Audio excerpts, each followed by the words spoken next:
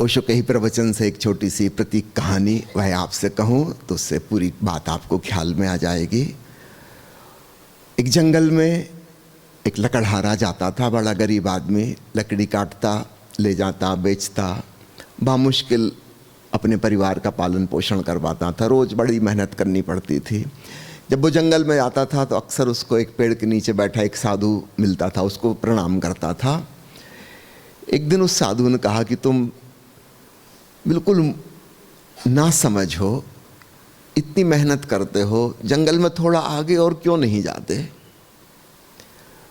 वहाँ चंदन के वृक्ष हैं, खूब महंगी लकड़ी, तुम ये जलाऊ लकड़ी ले जाते हो, इतनी तुम्हारी गरीबी दरिद्रता। उस लकड़हारे को तो भरोसा नहीं आया। ये तो उसने कभी सोचा नहीं था, उसके पूर्वज भी लकड़हारे थे। आगे चंदन का जंगल है। फिर उसने सोचा कि जब साधु कह रहा है तो थोड़ा आगे जाने में हर्जा क्या। उसी दिन थोड़ा 1 किलोमीटर और आगे तक गया और वास्तव में वहाँ तो चंदन के जंगल थे। फिर तो कहना ही क्या, हफ्ते में 1 दिन आता, अब रोज़ रोज़ आने की भी ज़रूरत न रही। चंदन की लकड़ी काट के ले जाता, काफ़ी महंगी बिकती। उसका घर परिवार भी काफ़ी संपन्न हो गया। टूटी फूटी झोंपड़ी थी, फिर उसने धीरे से कच्चा मकान बनवा लिया। वो हर हफ्ते आता, साधु को धन्यवाद देता कि आपकी बड़ी कृपा। साल भर बीत गया। साधु ने फिर उससे एक दिन कहा कि तू रहा नालायक का नालायक, थोड़ा और आगे जा, जहाँ चंदन का जंगल खत्म होता है वहाँ से तांबे की खदान शुरू होती है। उस आदमी ने कहा ये तो हद हो गई, मेरी इतनी किस्मत कि तांबे की खदान। लेकिन जब साधु की एक बात सही निकली थी तो शक तो उसको हो रहा था, लेकिन फिर भी गया वो थोड़ा और आगे, 2-3 किलोमीटर आगे तांबे की खदान मिल गई। फिर तो कहना ही क्या, अब तो महीने में एक बार आता, तांबा भर के ले जाता। काफ़ी पैसे उसने कमा लिए, पक्का मकान बनवा लिया, उसके बच्चे पढ़ने लिखने लगे स्कूलों में। फिर तो बैलगाड़ी में आने लगा, पैदल भी नहीं आता था। फिर घोड़े भी उसने खरीद लिए। हमेशा साधु को आके प्रणाम करता। फिर साल भर के बाद साधु ने उससे कहा कि पागल, तू अभी भी अक्लमंद नहीं हुआ। उसने कहा क्या बात करते, अब तो सारे गांव के लोग मुझे बहुत अक्लमंद मानते हैं, काफ़ी अमीर हो गया हूँ, गांव का सबसे धनी आदमी हूँ। उसने कहा वो लोग मानते होंगे, मैं नहीं मानता। तो थोड़ा और आगे जा तो चांदी की खदान है। फिर इस प्रकार कहानी आगे बढ़ती जाती, चांदी की खदान, फिर सोने की खदान, फिर अंत में हीरों की खदान। फिर तो वो विश्व के अमीर आदमियों में से एक हो गया। फिर तो ट्रक्स ले लेके आता था, हीरों की खदान भर के ले जाता था, साधु को प्रणाम करता। साधु फिर उससे एक दिन वही बोला कि तू ज्यों का त्यों मूर्ख का मूर्ख ही है, जैसा तू लकड़ा रहा था वैसे ही आज है। उसने कहा मुझे मूर्ख क्यों कहते हैं आप? हमेशा से शक तो पैदा होता था लेकिन कभी पूछा नहीं। लेकिन अब तो मैं दुनिया के अमीर आदमियों में से, महान बुद्धिमान लोगों में से एक गिना जाता हूँ, आप मुझे भी अभी भी मूर्ख कहते हैं। साधु ने कहा कि मूर्ख इसलिए कहता हूँ कि तुझे अपने आप कभी नहीं सोचता कि और आगे भी कुछ होगा।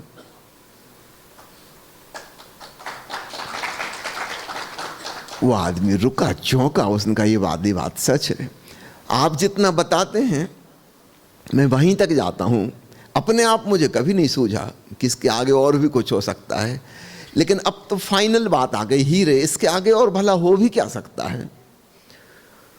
साधु ने उसको गाल पे एक थप्पड़ मारा, कब उल्लू के पट्टे, तुझे पता है मुझे सब इन चीजों का पता था, फिर भी मैं यहां बैठा रहता हूं।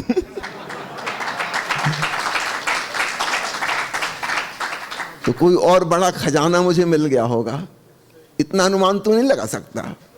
उसने फिर प्रणाम किया, कहा कि महाराज आप कहते हो तो अब समझ में आ गया, लेकिन 1 सेकंड पहले तक मुझे नहीं सूझा था कि हीरों के आगे और क्या हो सकता है। निश्चित रूप से आज अचानक मेरी आंखें खुली। आप कह रहे हैं, निश्चित रूप से अब मैं देखता हूँ आपकी आंखों में वो खजाना झलकता मुझे नजर आता है। वो चांदी और सोना और हीरा, उसके सामने कुछ भी नहीं। ये आनंद का खजाना आपने कहाँ से पाया? उसने कहा चल अब आना, अगली बार तुझे ध्यान के कुछ प्रयोग सिखाऊंगा, उस खजाने की तरफ तुझे ले चलूँगा। तो प्यारे मित्रों, हमारी कहानी भी लकड़हारे से भिन्न नहीं है।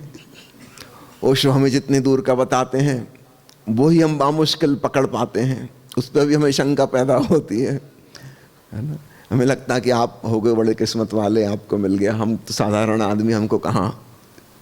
फिर भी हम थोड़ा भरोसा करके चलते हैं, कुछ मिल जाता है, लेकिन जितना हमें मिल जाता है हम तुरंत उस पर तृप्त हो जाते हैं। हमको लगता है this is the final, the end आ गया। ये लकड़हार वाले कहानी हमेशा याद रखना, ताकि आप अपने ऊपर शंका बनी रहे कि जहाँ जो हमने पाया है निश्चित रूप से उसके लिए खूब खूब धन्यवाद से भरना, लेकिन उसके आगे भी और बहुत कुछ है, इसलिए रुक नहीं जाना है, कहीं अटक नहीं जाना है। भगवान बुद्ध अपने शिष्यों को बुला के कहा करते थे, उनके कान में कुछ चरेवेती चरेवेती। सामान्य लोगों को तो प्रवचन में वे कहते थे चलते रहो, कीप ऑन वॉकिंग। लेकिन जो उनके संबुद्ध शिष्य हो गए, परम ज्ञान को प्राप्त हो गए, उनको कान में बुला के कुछ कहते थे जो कि किसी को नहीं पता कि क्या कहा। ओशो ने एक प्रवचन में रहस्य खोला है कि मैं कोई रहस्य नहीं छोड़ना चाहता बाकी। आज तो मैं बता देता हूँ बुद्ध क्या कहते थे अपने जागृत शिष्यों के कान में। यही कहते थे, चरेवेती। वही बात सबको भी कहते थे, वही बात उनसे भी, उनके लिए कान में बुला के स्पेशल कहना पड़ता था कि खूब अच्छे से हृदय में बैठ जाए, भूल न जाए। आखिरी मंजिल कोई भी नहीं है, जीवन एक चलने की प्रक्रिया है, निरंतर प्रगतिशील, निरंतर गतिमान, और आगे और आगे और आगे।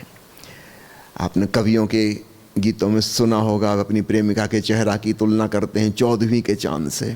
पूर्णिमा के चांद से क्यों नहीं करते? पूर्णिमा का चांद दी एंड हो जाएगा, 14वीं का चांद अभी बढ़ने की और संभावना है, अभी और खिलेगा। यह जीवन निरंतर विकासमान है, कहीं जाके दी एंड नहीं होता। तो हम जहाँ तक आए निश्चित रूप से हम पूरे प्राणों से धन्यवाद भाव से भरें, ओशो की कृपा कि हम वहाँ तक पहुँच पाए, है ना। और लेकिन बस इतना याद रखना, बात समाप्त नहीं होती, बस थोड़ा बहुत विश्राम हम कर सकते हैं, लेकिन आगे और बढ़ना है, आगे और चलना है, आगे और बहुत कुछ है। कई खदानें हमारा इंतजार कर रही हैं। यहीं पर अपनी बात समाप्त करता हूँ।